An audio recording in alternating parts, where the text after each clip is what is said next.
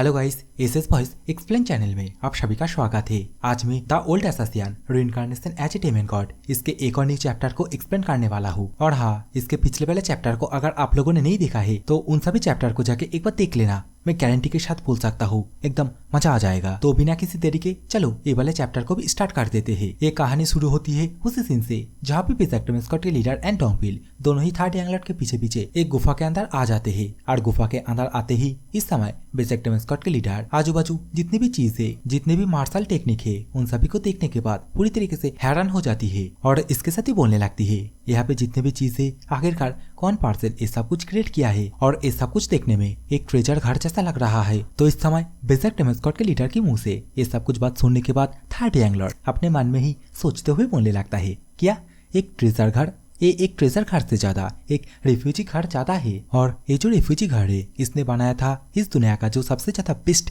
Assassin है। उसने पिछले लाइफ में जितने भी एसासिन थे उन सभी के पास भी उतना भी माल नहीं थे जितना कि मटेरियल मैं इस घर में यूज किया। लेकिन फिर भी मैं अपने पूरे लाइफ को दूसरों का शॉर्ट बन के बिताया। और इस समय थर्ड एंगलर सामने एक पत्थर की तरफ देखते हुए, मेरा मतलब सामने की तरफ अपना जो ओल्ड वर्जन है, मतलब थर्ड एंगलर पिछले लाइफ में जब चून हाजिन हुआ करता था उसी पल को अनुभव करते हुए अपने मन में बहुत कुछ सोचने लगता है। इस वक्त थर्ड एंगलर ये सब कुछ सोचने के साथ ही अभी सामने की तरफ जाते हुए वही पत्थर के ऊपर बैठ जाता है और इसके साथ ही अपने सामने खड़ी हुई बेसेक्टोमस स्क्वाड के लीडर से पूछने लगता है, हे बेसेक्टोमस स्क्वाड के लीडर, क्या तुम हमेशा मेरे साइड में रहना चाहोगे? अचानक से बेसेक्टोमस स्क्वाड के लीडर थर्ड एंगलर के मुंह से ये बात सुनने के बाद बहुत ही ज्यादा सरप्राइज हो जाती है और इसके साथ ही थर्ड एंगलर से बोलने लगती है अभी का जो मोमेंट है और अभी का जो सिचुएशन है उसे देख के ये नहीं लग रही है कि तुम्हें तुम्हारा जो प्यार है उसे मेरे सामने कॉन्फेस करना चाहिए। और ऐसे भी अगर तुम मजाक कर रहे हो फिर भी तुम्हें देख के उतना भी ज्यादा सीरियस नहीं लग रहा है। तो इस समय बेसेक्टोमस स्क्वाड के लीडर के मुंह से ये बात सुनने के बाद थर्ड एंगलर बेसेक्टोमस स्क्वाड के लीडर से बोलता है, नहीं, मैं कोई मजाक नहीं कर रहा हूँ, मैं एकदम सीरियस हूँ। तो इस समय बेसेक्टोमस स्क्वाड के लीडर थर्ड एंगलर से बोलने लगती है, लेकिन थर्ड एंगलर मुझे तुम्हारे बारे में कुछ भी पता नहीं है और ऐसे भी तुम भी मेरे बारे में कुछ भी नहीं जानते हो। तो इस समय थर्ड एंगलर रिप्लाई में बोलता है, हाँ, इस बारे में तुम बिल्कुल सही हो। तो ये सुनने के बाद दोबारा से बेसेक्टोमस स्क्वाड के लीडर थर्ड एंगलर से पूछने लगती है, तो फिर क्यों, जिसके बारे में तुम्हें कुछ भी नहीं पता है उस तरीके की पर्सन को आखिरकार तुम क्यों चाहते हो? अभी बेसेक्टोमस स्क्वाड के लीडर के मुंह से इतनी सारी बात सुनने के बाद थर्ड एंगलर बोलने लगता है, जैसा कि अभी तुमने बोली है कि मुझे तुम्हारे बारे में कुछ भी नहीं पता है। हाँ, तुमने एकदम सही बोली है, लेकिन मुझे तुम्हारे बारे में एक चीज पता है। और ये सुनने के बाद अभी बेसेक्टोमस स्क्वाड के लीडर थर्ड एंगलर को आखिरकार उसके बारे में क्या पता है उसे पूछने लगती है। तो इसके रिप्लाई में थर्ड एंगलर बेसेक्टोमस स्क्वाड के लीडर से बोलता है, मुझे पता है कि तुम बहुत ही ज्यादा यूजफुल हो। तो इस समय थर्ड एंगलर के मुंह से ये यूजफुल वर्ड सुनने के बाद बेसेक्टोमस स्क्वाड के लीडर अभी गहरी सोच में डूब जाती है और इसके साथ ही अपने मन में ही बोलने लगती है, क्या मैं इसके लिए एक यूजफुल हूँ? सच में इस तरीके का फीलिंग को मैं कभी पसंद नहीं करता, लेकिन दूसरी तरफ मुझे ऐसा क्यों लग रही है कि इस तरीके का बात, मतलब अभी थर्ड एंगलर जो कुछ भी बोला है उसमें मुझे थोड़ा बहुत खुशी मिली है। और इस समय बेसेक्टोमस स्क्वाड के लीडर अपने मन में ये सब कुछ सोचने के साथ ही थर्ड एंगलर जब जियोक्सा फैमिली के ऊपर अटैक किया था उसी पल के बारे में सोचने लगती है और इसके साथ ही अभी थर्ड एंगलर से बोलती है, लेकिन अभी तुम्हारे मुंह से ये सब कुछ सुनने के बाद मुझे भी तुमसे कुछ जानना है, आखिरकार तुम इतना ज्यादा चेंज क्यों हो गए? अभी बेसेक्टोमस स्क्वाड के लीडर के मुंह से एक क्वेश्चन सुनने के बाद थर्ड एंगलर अभी पूरी तरीके से खामोश हो जाता है, कुछ बोलता नहीं है। लेकिन इसी समय अपने मन में ही सोचते हुए बोलने लगता है, मुझे नहीं पता, लेकिन किसी भी हालत पे मुझे बेसेक्टोमस स्क्वाड के लीडर को अपने साइड पे करना ही होगा, क्योंकि जब मैं बैम्बू फॉरेस्ट के अंदर था उस टाइम पे मैं और डोंगबिल दोनों ही लाइफ एंड डेथ सिचुएशन में फंसे हुए थे। लेकिन उस समय डोंगबिल मुझे बहुत बार मरने से बचाया है। और अभी दूसरी तरफ ये जो बेसेक्टोमस स्क्वाड के लीडर है इसको मेरे और डोंगबिल के बारे में उतना भी नहीं पता है, फिर भी ये एक ब्लाइंड पर्सन की तरह हम लोगों को फॉलो करते हुए जा रही है। और जो सबसे बड़ी बात है कि इसके पास एक अपना सोल्जर भी है जहाँ पे वे लोग बेसेक्टोमस स्क्वाड के कहने पे कुछ भी कर सकते हैं। और इस वक्त थर्ड एंगलर ये सब कुछ सोचने के साथ ही अभी किसी एक चीज को पकड़ते हुए बोलने लगता है, steel blood fortress and righteous heavenly alliance, इन दोनों के बारे में शायद तुम लोगों को तो पता ही होगा।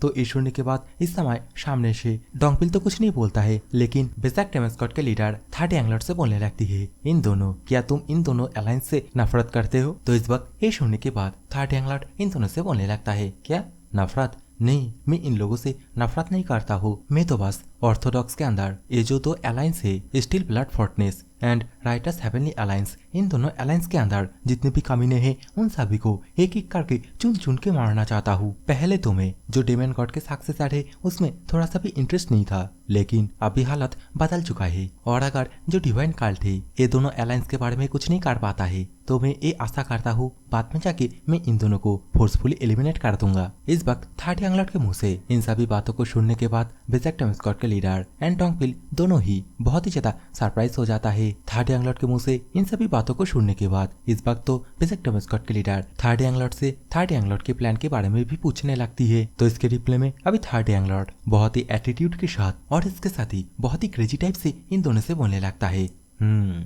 मैं डेमन गॉड के सक्सेसर बनने वाला हूँ। थर्ड यंगलॉर्ड के मुंह से ये बात सुनने के बाद मानो कि डोंगपिल एंड बेजक टेम्स्कॉट के लीडर के पैरों के नीचे जमीन पूरी तरीके से खिसक जाती है। ये दोनों पूरी तरीके से सदमे में चला जाता है। इस वक्त थर्ड यंगलॉर्ड दोबारा से बेजक टेम्स्कॉट के लीडर से बोलने लगता है, इसलिए तो मैं तुम्हें बोल रहा हूँ तुम मेरे साइड में रहो, क्योंकि मुझे पता है तुम कभी भी किसी से भी नहीं डरती हो। बस तुम्हें एक रीजन चाहिए, उसके बाद चाहे तुम्हारे सामने राइटर्स हेवनली अलायंस हो या फिर स्टील ब्लड फोर्टनेस हो या फिर खुद डिवाइन डेमन कल्ट हो, तुम्हारा स्वॉर्ड इन लोगों के गले पे होगा। और तो और मैं तुम्हें ये आशा देता हूँ मैं कभी भी तुम्हें पकड़ के नहीं रखूंगा। तुम जब चाहे जिधर चाहे इस पूरी दुनिया में कहीं पे भी जा सकती हो। लेकिन इस वक्त थर्ड यंगलॉर्ड के मुंह से इन सभी बातों को सुनने के बाद बेजक टेम्स्कॉट के लीडर को हंसते हुए दिखाई जाती है और हंसते हुए थर्ड यंगलॉर्ड से पूछने लगती है, क्या सक्सेसर, क्या तुम श्योर हो कि तुम आगे जाके सक्सेसर बनोगे? तो इसके रिप्लाई में अभी थर्ड यंगलॉर्ड बेजक टेम्स्कॉट के लीडर से बोलने लगता है, मैं सक्सेसर बनने के लिए मेरी पूरी लाइफ को रिस्क में डाल सकता हूँ। तो ये सुनने के बाद अभी बेजक टेम्स्कॉट के लीडर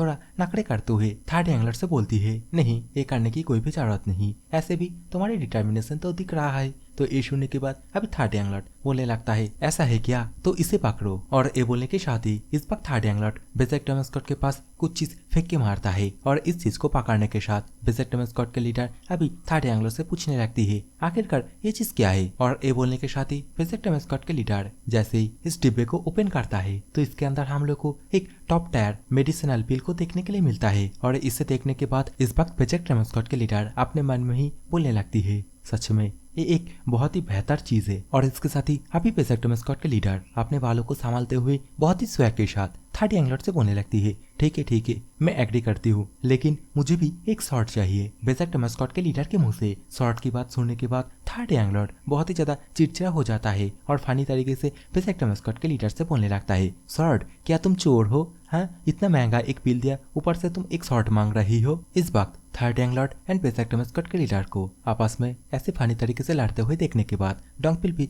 बहुत ही ज्यादा परेशान हो जाता है। लेकिन इस वक्त बेजक टेम्स्कॉट के लीडर थर्ड यंगलॉर्ड से किसी भी तरह एक शॉट को हासिल करने में सक्षम हो जाती है। और इस वक्त थर्ड यंगलॉर्ड बेजक टेम्स्कॉट के लीडर को व्हाइट कैनन शॉट नाम से एक शॉट को दे देता है। और इस समय बेजक टेम्स्कॉट के लीडर अपने हाथ में इस शॉट को पकड़ने के साथ ही बोलने लगती है, ये उतना भी ज्यादा बुरा नहीं है। और इस समय हम लोग को ये भी जानने के लिए मिलता है, ये जो व्हाइट कैनन टाइगर शॉट है, मतलब जो भी नाम है, ये एक फोर्थ टायर लेजेंडरी वेपन होता है। अभी ये वाले शॉट को अपने हाथ में पकड़ने के बाद बेजक टेम्स्कॉट के लीडर बहुत ही फनी तरीके से बोलने लगती है, देखो ये शॉट कितना ज्यादा चमक रही है। तो ये सुनने के बाद अभी थर्ड यंगलॉर्ड बोलने लगता है, अरे क्या ये बेजक टेम्स्कॉट के लीडर पागल हो चुकी है? अभी हम लोगों को कुछ देर बाद का सीन दिखाया जाता है जहाँ पे बेजक टेम्स्कॉट के लीडर के आंखों के ऊपर जो पट्टी लगी हुई थी उसे भी थर्ड यंगलॉर्ड खोल देता है। और इसके साथ ही बेजक टेम्स्कॉट के लीडर को सामने की तरफ एक चट्टान पे बैठने के लिए बोलता है। और इसके साथ ही अपने हाथ में थोड़ा QI एनर्जी गैदर करने के साथ ही बेजक टेम्स्कॉट के लीडर की बैक साइड में कुछ करने लगता है। बेसिकली इस समय थर्ड यंगलॉर्ड अपने QI के माध्यम से, मतलब अपने डेमोनिक एनर्जी के माध्यम से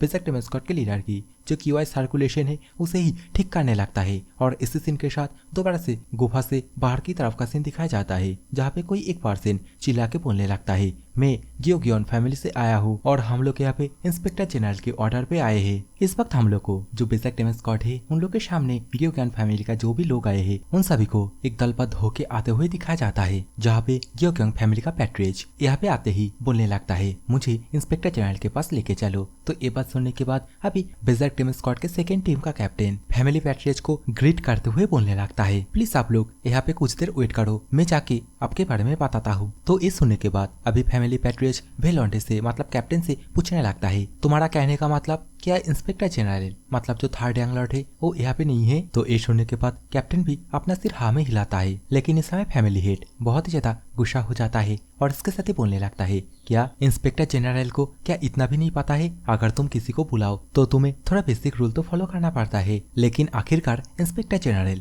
है कहाँ पे? और जैसा कि अभी पैट्रिज ये सब कुछ बोलने के टाइम पे बहुत ही ज्यादा गुस्सा दिखा रहा था, अपने शरीर के अंदर से अपना टीवाई एनर्जी रिलीज कर रहा था, तो इसी कारण अभी कैप्टन परेशान होने लगता है और इसके साथ ही अपने मन में ही सोचते हुए बोलने लगता है, मुझे किसी भी तरह इन सभी चीजों को संभालना होगा जब तक बेसिक डेमन स्क्वाड के लीडर यहाँ पे ना आ जाती है। और ऐसे भी इसके गुस्से के कारण हम लोग के आसपास जो एटमॉस्फेयर है वो भी पूरी तरीके से चेंज हो रहा है। लेकिन अभी सिचुएशन को संभालते हुए अभी एक कैप्टन पैट्रियस से बोलने लगता है, हम लोगों के पीछे पहाड़ों के बीच में जो गली दिख रहा है उसी से वो लोग कहीं पे गया है और इसके साथ ही हम लोग को यहाँ पे कुछ देर वेट करने के लिए भी बोला है। लेकिन इस पर फैमिली पैट्रियस और भी ज्यादा गुस्सा होने लगता है। अपने शरीर के अंदर से बहुत सारे ब्लू कलर की ऑरा बाहर की तरफ निकालने के साथ ही कैप्टन से बोलने लगता है, क्या पहले तो उसी ने हम लोगों को यहाँ पे बुलाया, उपरंतु वो खुद ही गायब है, तो इसका हम लोग क्या मतलब समझे? तुम जल्दी से जाओ और इंस्पेक्टर जनरल को बोलो कि मैं बस यहाँ पे इंस्पेक्टर जनरल के लिए 1 घंटे तक ही वेट करूंगा, उसके बाद मैं चला जाऊंगा।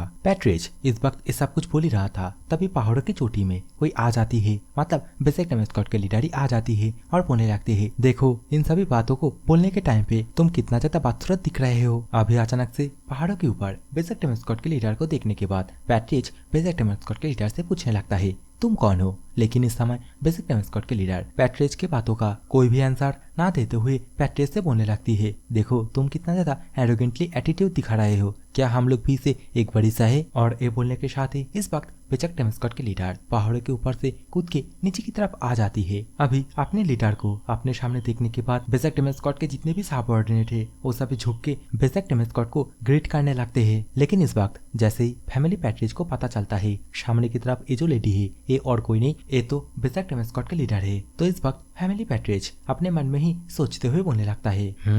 इसकी जो डेमोनिक एनर्जी है सच में बहुत ही ज्यादा ओवर व्हीलिंग है। लेकिन इस वक्त फैमिली पैट्रिज ये सब कुछ सोचने के साथ ही बेसिक डेमन स्क्वाड के लीडर से बोलने लगता है, तुम बहुत ही ज्यादा एरोगेंट हो, एक डेमन स्क्वाड के लीडर के पास उतना भी ज्यादा हिम्मत नहीं होना चाहिए कि वो डिवाइन डेमन कार्ड का जो 7 फैमिली है उनमें से किसी भी एक फैमिली पैट्रिज के साथ इस तरीके से बिहेवियर करे। तो इस समय ये सुनने के बाद बेसिक डेमन स्क्वाड के लीडर पैट्रिज से बोलने लगती है, मैनर्स, अगर तुम मैनर्स के बारे में बातें कर रहे हो तो पहले तुम्हें अच्छी तरीके से बिहेवियर करना चाहिए था। तो ये सुनने के बाद अभी पैट्रिज दोबारा से बेसिक डेमन स्क्वाड के लीडर को धमकी देते हुए बोलने लगता है, क्या तुम्हें डर नहीं लगती है? मेरे एक ही वर्ड में तुम मारा भी जा सकती हो। लेकिन इस समय बेसिक डेमन स्क्वाड के लीडर रिप्ले में बोलती है, अगर मुझे मारा जाने की इतना ही ज्यादा डर होती तो मैं बेसिक डेमन स्क्वाड के लीडर ना होती। अभी बेसिक डेमन स्क्वाड के लीडर के मुंह से ये बात सुनने के बाद फैमिली पैट्रिज और भी ज्यादा गुस्सा हो जाता है। अभी माहौल थोड़ा गर्म होने लगता है। फैमिली पैट्रिज अपने ऑरा के साथ बेसिक डेमन स्क्वाड के लीडर से बोलने लगता है, तुम बहुत ही ज्यादा एरोगेंटली बातें कर रही हो, क्या तुम्हें मारना है? तो इस होने के बाद बेसिक डेमन स्क्वाड के लीडर अभी रिप्ले में बोल देती है, क्यों नहीं, तुम एक बार ट्राई करके देख सकते हो। इन दोनों के बीच में फाइट शुरू ही होने वाला था, लेकिन इसी समय यहाँ पे थर्ड यंग लॉर्ड आके इन दोनों को रोक देता है और फैमिली पैट्रिज से बोलने लगता है, मैंने तुम्हें यहाँ पे एक गेस्ट की तरह बुलाया, लेकिन तुम यहाँ पे आते ही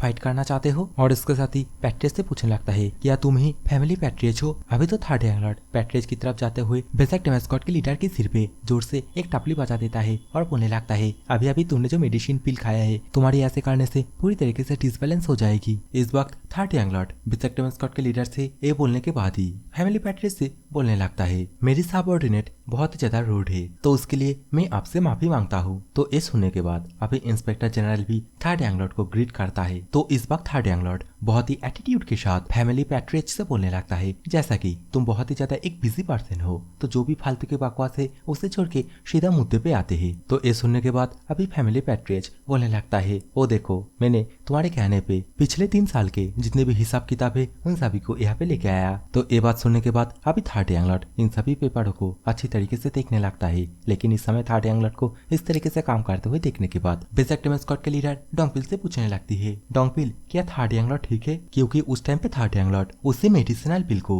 मेरे शरीर के अंदर एब्जॉर्ब करने के चक्कर में अपने पूरे डेमोनिक एनर्जी को मेरे कोर के अंदर डाला था और उसके कारण थर्ड यंग लॉर्ड उस टाइम पे तो बेहोश भी हो गया था। लेकिन अभी देखो किस तरीके से काम कर रहा है। लेकिन किसको पता है third young Lord demonic art के अलावा दूसरे आर्ट को भी बहुत ही अच्छी तरीके से यूज कर सकता है। तो इस समय बेसेक्टोम स्क्वाड के लीडर के मुंह से इन सभी बातों को सुनने के बाद डोंगपिल बेसेक्टोम स्क्वाड के लीडर से बोलने लगता है, तुम उतना भी ज्यादा चिंता मत करो, हम लोग थर्ड यंग को जितना ज्यादा पावरफुल समझते हैं थर्ड यंग उससे भी बहुत ही ज्यादा पावरफुल है। अभी ये दोनों आपस में इस तरीके से बातें कर ही रहा था, तभी हम लोग को वही हिसाब किताब भरी किताबों को देखने के लिए मिलती है, जहाँ पे थर्ड यंग इस वक्त इन सभी किताबों के अंदर आग लगा दिया था। और ये देखने के बाद अभी फैमिली पैट्रिज थर्ड यंग से बोलने लगता है, हे इंस्पेक्टर जनरल, आखिरकार तुमने ये क्या कर दिया। तो ये सुनने के बाद अभी थर्ड यंग इन सभी से, मतलब जो पैट्रिज है उसे रिप्लाई में बोलता है, इन सभी हिसाब किताब को देखने के बाद मुझे लगा कि ये सही है, तो इसलिए मैं मेरा काम किया। अभी थर्ड यंग के मुंह से इन सभी बातों को सुनने के बाद फैमिली पैट्रिज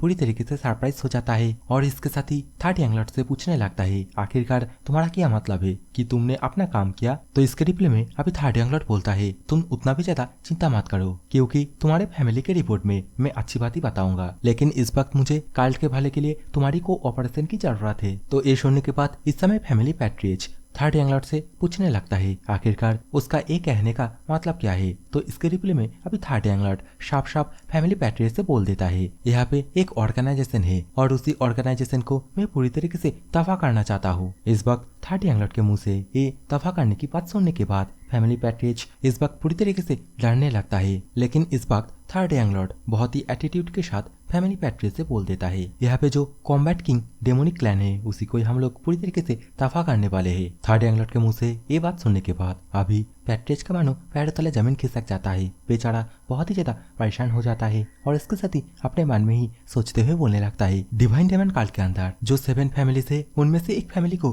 पूरी तरीके से डिस्ट्रॉय करना। इस वक्त तो डोंगपिल एंड बेसेक्टोम स्क्वाड के लीडर भी थर्ड यंग के मुंह से इन सभी बातों को सुनने के बाद पूरी तरीके से सरप्राइज हो जाता है, लेकिन इसी समय फैमिली पैट्रिज थर्ड यंग से पूछने लगता है, आखिरकार तुम्हें इस काम को करने का वजह क्या है। तो इसके रिप्लाई में अभी थर्ड यंग फैमिली पैट्रिज से ये कहता है, मुझे नहीं पता, मैं तो बस जो ऑर्डर है उसे ही फॉलो कर रहा हूँ। थर्ड यंग के मुंह से अभी ये रिप्लाई सुनने के बाद फैमिली पैट्रिज और भी ज्यादा गुस्सा हो जाता है और इसके साथ ही चिल्लाते हुए थर्ड यंग से बोलने लगता है, नॉनसेंस, तुम्हें पता है वो 7 फैमिलीज में से एक फैमिली है और तुम्हारे इस काम के पीछे कोई ना कोई कारण तो होगा ही। लेकिन इस वक्त फैमिली पैट्रिज को इस तरीके से बात करते हुए देखने के बाद थर्ड यंग थोड़ा सा मुस्कुराते हुए फैमिली पैट्रिज से बोलने लगता है, तुम भी वही काम कर रहे हो जो कि जियोक्सा फैमिली के पैट्रिज ने किया। वे लोग डिवाइन काल के भले के लिए जो काम करना होता है उसी काम से बहुत ही ज्यादा फ्रस्ट्रेटेड हो गया था। तो ये सुनने के बाद अभी फैमिली पैट्रिज थर्ड यंग से बोलने लगता है, तो इसका मतलब ये नहीं है कि हम लोग भी ऐसे ही फालतू में रिएक्ट करें। लेकिन अभी पैट्रिज के मुंह से इन सभी बातों को सुनने के बाद थर्ड यंग बहुत ही ज्यादा गुस्सा हो जाता है और इसके साथ ही पैट्रिज से बोलने लगता है, तुम्हें बस जितना कहा गया है तुम उतना ही करो, तुम्हें इन सभी बातों का एक्सप्लेनेशन देने की कोई भी जरूरत नहीं है। और क्या तुम डिवाइन काल से आया हुआ जो डायरेक्ट ऑर्डर है उसे ऐसे ही डिनाई कर दोगे, वो भी बिना किसी कारण के। थर्ड यंग के मुंह से इन सभी बातों को सुनने के बाद अभी फैमिली पैट्रिज बहुत ही ज्यादा गुस्सा होने लगता है और इसके साथ ही गुस्से के मारे थर्ड यंग से बहुत ही भारी आवाज में बोलने लगता है, अगर इंस्पेक्टर जनरल चाहे तो वो मुझे इन सभी कामों को करने के पीछे जो कारण है उसे तो बोल ही सकता है, लेकिन यहाँ पे मेरा कोई ऑब्जेक्शन नहीं है। तो इस समय थर्ड यंग पैट्रिज के मुंह से इन सभी बातों को सुनने के बाद पैट्रिज से बोलने लगता है, अच्छा ये बात है, अब मुझे देखना होगा आखिरकार तुम लोग डिवाइन काल को किस नजरों से देखते हो और क्या तुम लोग अपने आप को वो कचरे ऑर्थोडॉक्स लोगों की तरह ही अपने आप को इस काल्ट के समान समझते हो। तो इसके रिप्लाई में अभी फैमिली पैट्रिज बोलता है, नहीं नहीं ऐसा नहीं है। तो इसके रिप्लाई में अभी थर्ड यंग बोलने लगता है, क्या तुम्हें पता है जो ऑर्थोडॉक्स हेवनली अलायंस है वे लोग उसके अंदर जितने भी क्लैन है और जितने भी सेक्ट है उन सभी को ऐसे ही कमेंट देता है, लेकिन वे लोग कभी भी अपने कमेंट को लेके कभी भी कुछ नहीं कहा। लेकिन कुछ देर पहले मैं तुमसे जिस काम को करने के लिए बोला तुम उसमें संकोच दिखा रहे हो, क्या डेमन लॉर्ड के प्रति तुम्हारा जो वफादारी है वो पूरी तरीके से मिट गया है। थर्ड यंग के मुंह से ये बात सुनने के बाद अभी फैमिली पैट्रिज बहुत ही ज्यादा गुस्सा हो जाता है, गुस्से के मारे अपने दांत को पीसने लगता है। इस समय तो पैट्रिज के साथ जितने भी लोग आए थे वो सभी लोग भी बहुत ही ज्यादा गुस्सा होने लगता है। वे लोग तो इस वक्त अपने शरीर के अंदर से ब्लू कलर की ऑरा बाहर निकालने के साथ ही अपने मन में ही बोलने लगता है, इंस्पेक्टर जनरल के रूप से क्या ये अपने लाइन को क्रॉस नहीं कर रहा है। भेसा गार्ड अभी अपने मन में ये सब कुछ सोच ही रहा था, अपना गुस्सा दिखाई रहा था। इसी समय थर्ड यंग अपने शॉट के माध्यम से एक जोर का स्लैश इन लोग की तरफ मार देता है और सच में शॉट का जो पावर इम्पैक्ट है वो तो आप लोग स्क्रीन पे देख ही सकते हो। शॉर्ट स्लैश की वजह से इस वक्त सामने की तरफ वे गार्डों के सामने से एक छोटा सा नाला भी बन जाता है और इस समय थर्ड यंग अपने शरीर के अंदर से बहुत सारी डेमोनिक एनर्जी बाहर निकालने के साथ ही इन सभी गार्डों से बोलने लगता है, अगर तुम लोग दोबारा से अपना जो मर्डरर्स ऑरा है मेरे सामने रिलीज करने की कोशिश करोगे तो मैं डेफिनेटली भूल जाऊंगा आखिरकार तुम लोग कौन हो और मैं तुरंत ही तुम लोगों को वहीं पे मार दूंगा। और जैसा कि तुम सभी को पता है मैं बहुत ही ज्यादा एक बिजी इंसान हूँ, तो जल्दी से तुम अपना जो आंसर है उसे सोच समझ के मुझे दो। क्या तुम मेरी हेल्प करोगे या फिर तुम यहाँ से चले जाओगे? क्या तुम अभी भी डिवाइन काल को उतना ज्यादा सम्मान देते हो या फिर तुम अपना जो लॉयल्टी है उसे डिवाइन काल के प्रति भूल चुके हो? थर्ड यंग लॉर्ड का ये बोलते ही अभी दोबारा से सीन चेंज हो जाता है। हम लोगों को इस समय जनरल स्ट्रेटेजीज को दिखाया जाता है जो कि समय कुछ डाटा एनालिसिस करने लगता है जहाँ पे उसे पता चलता है कुछ बहुत ही बड़ा होने वाला है, क्योंकि जो 4 पावर है वो एक साथ मिलके ऑर्थोडॉक्स के साथ ट्रेनिंग कर रहा है, एक साथ समझौता कर रहा है। और इस वक्त जनरल स्ट्रेटेजिस्ट की इतनी सारी किताबों को पढ़ने के बाद ही हम लोग को कुछ देर बाद का सीन दिखाया जाता है जहाँ पे fast guardian basically general strategist के पास ही आए थे और ये दोनों मिलके अभी इन सभी सिचुएशन के बारे में बातें करने लगते हैं। आखिरकार बाहर की तरफ जितने भी अलायंस है, जितने भी पावर है, वो सभी लोग किस तरीके से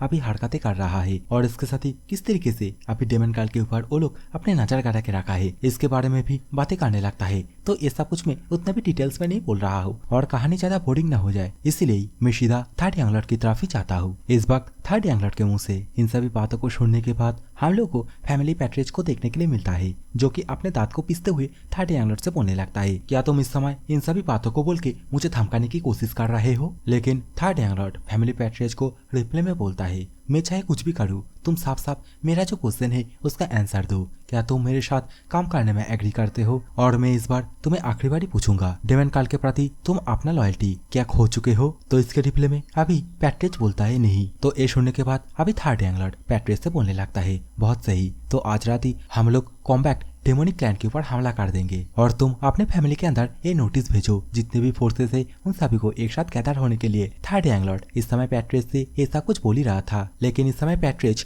थर्ड यंग लॉर्ड को टोकते हुए बोलने लगता है, ऐसा नहीं है कि हम लोग डेमन काल के प्रति अपना जो लॉयल्टी है उसे खो चुके हैं, लेकिन मैं कभी भी तुम्हारी हेल्प नहीं करूंगा कॉम्बैक्ट किंग डेमोनिक क्लैन को शट डाउन करने में, क्योंकि जो कॉम्बैक्ट किंग डेमोनिक क्लैन है वो 7 फैमिलीज में एक है। लेकिन इस समय थर्ड यंग लॉर्ड फैमिली पैट्रिज के मुंह से ये नावर्ड सुनने के बाद बहुत ही ज्यादा गुस्सा हो जाता है और इसके साथ ही बेसेक्ट मैस्कॉट के लीडर से बोलने लगता है, तुम जल्दी से जो गियोगंग फैमिली का पैट्रिज है उसके ऊपर ट्रेटोर का इंजम लगाओ, क्योंकि उसने डिवाइन काल के दिया हुआ आदेश को नहीं माना है। और इसके साथ ही गियोगंग फैमिली का जो फोर्सेस है उसके बदले रीइंफोर्समेंट का रिक्वेस्ट करो। थर्ड यंग लॉर्ड के मुंह से इन सभी आदेशों को सुनने के बाद अभी बेसेक्ट मैस्कॉट के लीडर भी बोलती है, यस सर। और इस समय थर्ड यंग लॉर्ड इन सभी बातों को बोलने के बाद ही यहाँ से जाने लगता है, लेकिन इसी समय जो फैमिली पैट्रिज है वो थर्ड यंग लॉर्ड को पीछे से पुकारने लगता है और बोलने लगता है, इंस्पेक्टर जनरल मैं तुम्हें बहुत ही ज्यादा रेस्पेक्ट करता हूँ, लेकिन आखिरकार मेरे रेस्पेक्ट का क्या? और ये बोलने के टाइम पे सच में जो फैमिली पैट्रिज है वो बहुत ही ज्यादा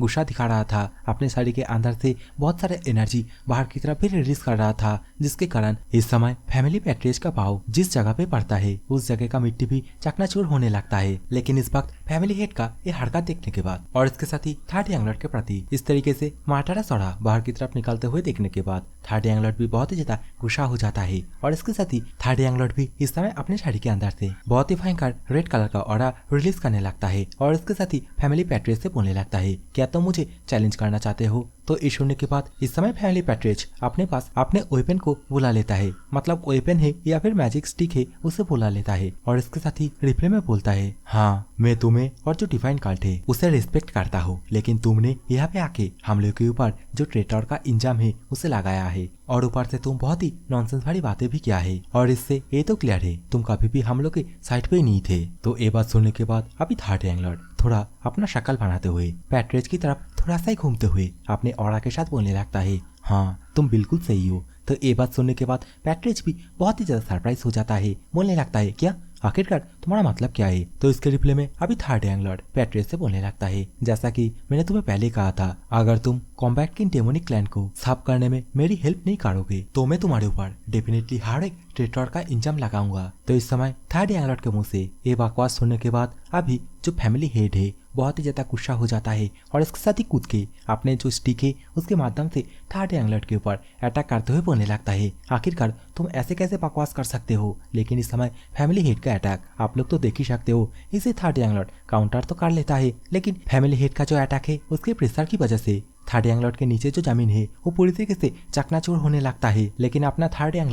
एंगलॉट ही होता है। वो काहे किसी से झुकने वाला है। वो सीधा फैमिली हेड को पीछे की तरफ फेंक के मारता है और इसमें फैमिली हेड खिसकते हुए पीछे की तरफ जाते हुए थर्ड एंगलॉट से ये पूछता है, आखिरकार तुम किस तरीके से इतनी ज्यादा हाई पोजीशन को होल्ड करके रखे हो। लेकिन इस समय थर्ड एंगलॉट जो कि पैट्रिस से बोलने लगता है, क्या मैं गलत हूँ, लेकिन क्या तुम कसम खा सकते हो कि तुम अभी भी डिवाइन काल के प्रति पूरी तरीके से लॉयल हो। जो कि सुनने के बाद इस समय फैमिली हेड चिल्ला के थर्ड एंगलॉट से बोलता है, हाँ अभी तो मैंने तुम्हें बोला। तो इस सुनने के बाद इस वक्त थर्ड एंगलॉट बहुत ही गुस्से के साथ फैमिली पैट्रियट से कुछ ऐसा बोलता है जो कि सुनने के बाद फैमिली पैट्रियट का मानो पैरों तले जमीन खिसक जाता है। बेचारा पूरी तरीके से शॉक हो जाता है। तो इस समय फैमिली पैट्रियट से दोबारा से थर्ड एंगलॉट बोलने लगता है, तुम्हें क्या लगता है, क्या तुम्हारे डिजायर के बारे में हम लोग को कुछ भी नहीं पता है? मैं तो बस अभी तक तुम्हारे साथ पोलाइटली बिहेवियर कर रहा था, तुम्हारे और तुम्हारी फैमिली के ही भले के लिए। और उस टाइम पे तुमने जितने भी डॉक्यूमेंट्स दिखाया था उसमें कोई प्रॉब्लम नहीं है, प्रॉब्लम है तुम लोगों के माइंडसेट पे। लेकिन उस डॉक्यूमेंट के अंदर अगर कोई भी चाहे तो छेड़खानी करके तुम लोग को जो ट्रेटर का इंजाम है उसे तो अच्छी तरीके से लगा सकता है। लेकिन इन सभी के बावजूद मैं तुमको एक और मौका दिया। थर्ड एंगलॉट के मुंह से इन सभी बातों को सुनने के बाद फैमिली पैट्रियट अभी कुछ नहीं बोलता है, पूरी तरीके से खामोशी खड़ा रहता है। इस समय थर्ड एंगलॉट दोबारा से, लेकिन इस बार अपने शरीर के अंदर से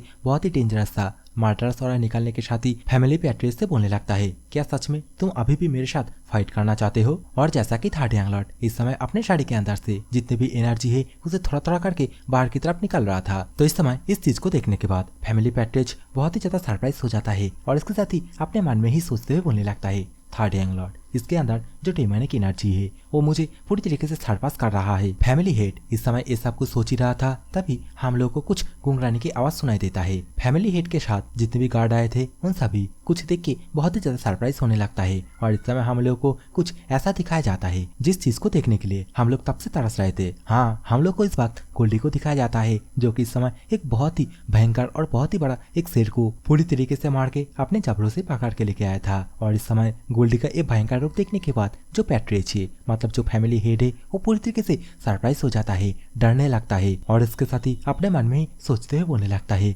क्या मैं कुछ गलती कर रहा हूँ? इस समय तो गोल्डी भी इन सभी की तरफ देखते हुए जोर से दहाड़ने लगता है। और सच में इस मानवा के अंदर गोल्डी का जो भी लुक है ये one of the best look है। और हाँ, अगर आप लोगों को ये वाला लुक बहुत ही ज्यादा पसंद आया है तो वीडियो को जल्दी से एक लाइक कर दो। अभी गोल्डी जो कि धीरे धीरे करके जो टाइगर को मार के लेके आया था उसके ऊपर से थोड़ा साइड की तरफ आने लगता है और इस समय गोल्डी का एक हरकत देखने के बाद फैमिली पैट्रियट पूरी तरीके से घबराने लगता है। बेचारा अपने हाथ में जो छड़ी है उसे कपकपाते हुए अपने सामने लेके आता है। मतलब एक तरीके से गोल्डी को देखने के बाद इस समय जो फैमिली पैट्रियट है डिफेंस मोड में आने लगता है। लेकिन इस समय फैमिली पैट्रियट बहुत ही ज्यादा परेशान होते हुए अपने मन में ही सोचने लगता है, आखिरकार ये बीस्ट क्या इसे इंस्पेक्टर जनरल ने अपने काबू में करके रखा है? फैमिली पैट्रियट अपने मन में इस समय ये सब कुछ सोच ही रहा था, तभी थर्ड एंगलॉट अपने हाथों के माध्यम से गोल्डी को सहलाते हुए फैमिली पैट्रियट से बोलने लगता है, क्या तुम अभी मुझे कुछ बोलना चाहते हो? तो इस समय फैमिली पैट्रियट थोड़ा शांत होते हुए थर्ड एंगलॉट से बोलने लगता है, जैसा कि तुमने अभी कहा डिवाइन काल के अंदर लगभग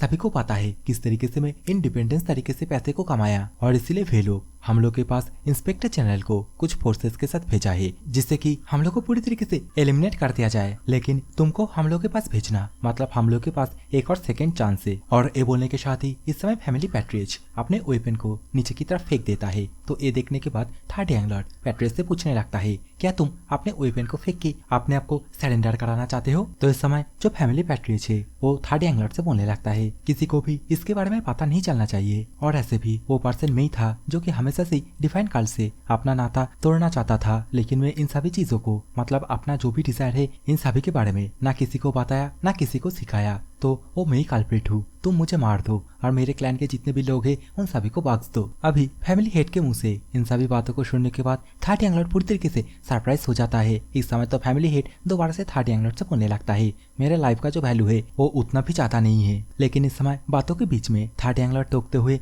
बहुत ही ज्यादा सीरियस होते हुए पैट्रियट से बोलने लगता है, मतलब जो फैमिली हेड उसे बोलने लगता है, मैं तुम्हें दोबारा से पूछ रहा हूँ, हम लोग कॉम्बैट किंग डेमोनिक क्लैन को शट डाउन करने जा रहे हैं, क्या तुम अपने फोर्सेस के साथ हम लोगों की मदद करोगे? तो इस समय थर्ड एंगलॉट के मुंह से इन सभी बातों को सुनने के बाद अभी फैमिली पैट्रियट मतलब जो फैमिली हेड है वो बहुत ही ज्यादा सरप्राइज हो जाता है और इसके साथ ही थर्ड एंगलॉट से बोलने लगता है, आखिरकार क्यों आखिरकार क्यों तुम मेरी हेल्प करना चाहोगे। लेकिन इस समय फैमिली पैट्रिज अपने मन में ही सोचने लगता है ये भी सही है और ऐसे भी मेरे मारा जाने से ये सब कुछ हल कभी भी सही नहीं होने वाला है और जनरल इंस्पेक्टर की बात मानना ही इस वक्त मेरे लिए सही रहेगा। और इस समय फैमिली हेड इन सभी बातों को बहुत ही गहराई से सोचने के साथ ही अभी थर्ड यंगलॉर्ड से हाथ मिला लेता है और थर्ड यंगलॉर्ड से बोलने लगता है ठीक है, मैं तुम्हें प्रमाण दूंगा किस तरीके से मैं अभी भी डिवाइन काल के प्रति पूरी तरीके से लॉयल हूँ। तो इसके रिप्लाई में अभी थर्ड यंगलॉर्ड फैमिली पैट्रिज से बोलता है हम लोगों के प्रति तुम्हारा जो काइंडनेस है ये हम लोग कभी नहीं भूलेंगे। और इस समय थर्ड यंगलॉर्ड का ये बोलते ही दोबारा से ये वाला सीन चेंज हो जाता है। हम लोग को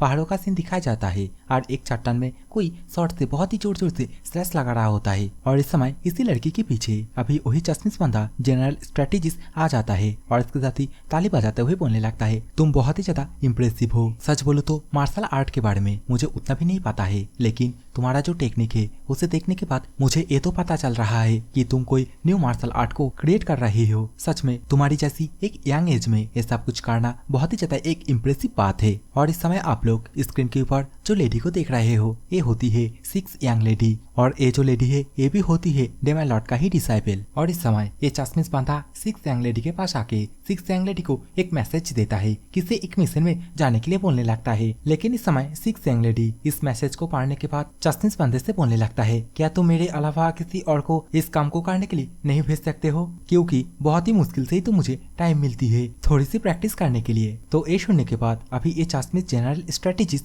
बोलने लगता है इसमें मैं कुछ नहीं कर सकता, यहाँ पे तो मैं बस एक मैसेंजर हूँ। और गाइस मुझे माफ करना, ये जो लेडी है ये 6 यंग लेडी नहीं है, ये तो 5th यंग लेडी होती है, मैं जस्ट थोड़ा सा मिस्टेक कर दिया था। और इस समय जनरल स्ट्रेटेजिस्ट अपने मन में ही 5th यंग लेडी के बारे में सोचते हुए बोलने लगता है डेमन लॉर्ड के जितने भी डिसाइपल है उन सभी के अंदर ये 5th यंग लेडी सबसे ज्यादा होशियार है, लेकिन इसकी एज सबसे ज्यादा यंग है। और इस समय ये सब कुछ सोचने के साथ ही जनरल स्ट्रेटेजिस्ट मतलब यही चश्मिश बांधा अभी 5th यंग लेडी से बोलने लगता है मुझे मार्शल आर्ट मतलब जितने भी टेक्निक है उन सभी के बारे में उतना भी ज्यादा नॉलेज नहीं है, लेकिन फिर भी मैं तुम्हें कुछ बताना चाहता हूँ। अगर तुम्हें इतना ज्यादा आइसोलेटेड ट्रेनिंग करने के बाद भी कुछ भी हासिल नहीं हो रही है तो तुम्हें इन सभी चीजों से अपने दिल में कभी भी घर नहीं बसाना चाहिए। और अगर तुम इन सभी चीजों में ज्यादा उलझोगे तो मैं गारंटी के साथ बोल सकता हूँ ये सब चीज तुम्हें कभी भी नहीं छोड़ेगी, मतलब पूरी तरीके से परेशान करके रखेगी, कुछ करने भी नहीं देगी। और मैं तुम्हें इसका जीता जागता एग्जाम्पल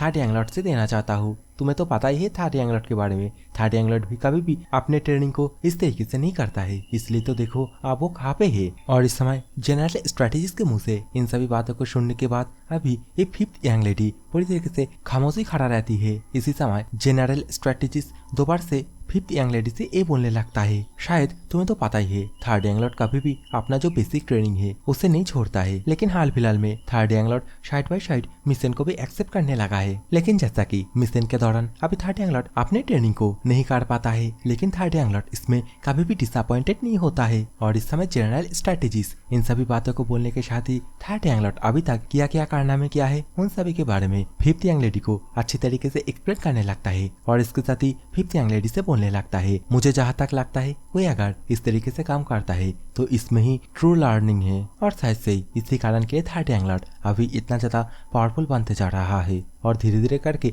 और भी ज्यादा पावरफुल बनता जाएगा। इस वक्त यही चश्मिश बांधे के मुंह से इन सभी बातों को अभी 5th यंग लेडी बहुत ही अच्छी तरीके से सुनने लगती है और इसके साथ ही फनी तरीके से जनरल स्ट्रेटेजिस्ट से बोलने लगती है अगर आपका हो गया तो मैं अपने ट्रेनिंग को क्या कंप्लीट कर लूं। और इसके रिप्लाई में जनरल स्ट्रेटेजिस्ट भी बहुत ही फनी तरीके से बोलता है अच्छा फालतू में मैं तुम्हारा टाइम वेस्ट कर दिया। और ये बोलने के साथ ही अभी जनरल स्ट्रेटेजिस्ट भागते हुए यहाँ से जाने लगता है और इसके साथ ही 5th यंग लेडी से ये बोलने लगता है मुझे माफ करना और मैंने अभी तुम्हें जो एडवाइस दिया है उसे भी दिल पे मत लेना, तुम अपना काम करो। लेकिन इस समय 5th यंग लेडी अपने मन में ही सोचते हुए बोलने लगती है जनरल स्ट्रेटेजिस्ट आखिरकार यहाँ से जाने से पहले थर्ड यंगलॉर्ड का मेंशन क्यों किया। और ये सोचने के साथ ही अभी 5th यंग लेडी पूरी तरीके से अपना गोल्डन कलर की ऑरा रिलीज करने के साथ दोबारा से प्रैक्टिस करने लगती है। और दूसरी तरफ अभी जनरल स्ट्रेटेजिस्ट इसे देखते हुए अपने मन में ही सोचते हुए बोलने लगता है आई होप मैंने जो कुछ भी कहा ये उसे मोटिवेट करे। मुझे ये भी चिंता हो रहा है आखिरकार थर्ड यंगलॉर्ड क्या कर रहा है। थर्ड यंगलॉर्ड ने तो इतने खतरनाक एक फैमिली जियोक्सा फैमिली को पूरी तरीके से शट डाउन तो कर ही दिया है। मैं आशा करता हूँ गियोगंग फैमिली के साथ भी थर्ड यंगलॉर्ड अपने काम को अच्छी तरीके से निपटाए। लेकिन जब बारी आती है कॉम्बैक्ट इन डेमोनिक क्लैन की, वे लोग कभी भी कुछ भी ऑर्डर को नहीं मानता है। उन लोग को शट डाउन करना बहुत ही ज्यादा इम्पोर्टेंट है। और ऐसे भी डेमन लॉर्ड के जितने भी डिसाइपल है उनमें से किसी के ऊपर भरोसा करना पूरी तरीके से बेवकूफ़ी होगा। लेकिन मुझे जहाँ तक लगता है डेमन लॉर्ड ने थर्ड यंग लॉर्ड के ऊपर एक काम को सौंपा है, क्योंकि वो थर्ड यंग लॉर्ड का जो लॉयल्टी है डेमन काल के प्रति उसे देखना चाहता है। या फिर मेरा कोई मिसअंडरस्टैंडिंग भी हो सकता है। जनरल स्ट्रेटेजीज का ये सोचते ही ये वाला सीन अभी चेंज हो जाता है। हम लोग को पहाड़ों के ऊपर थर्ड यंग लॉर्ड और गोल्डी को एक साथ दिखाया जाता है, जहाँ पे ग्योग्योंग फैमिली का पैट्रियर्च थर्ड यंग लॉर्ड के पास आते हुए थर्ड यंग लॉर्ड से बोलने लगता है, हम लोग कॉम्बैट किंग डेमोनिक क्लैन के दायरे में आ चुके हैं, अभी हम लोगों को नेक्स्ट क्या चाल चलना चाहिए। तो ये सुनने के बाद अभी थर्ड यंग लॉर्ड रिप्ले में बोलता है, हम सभी डायरेक्ट घुस जाएंगे।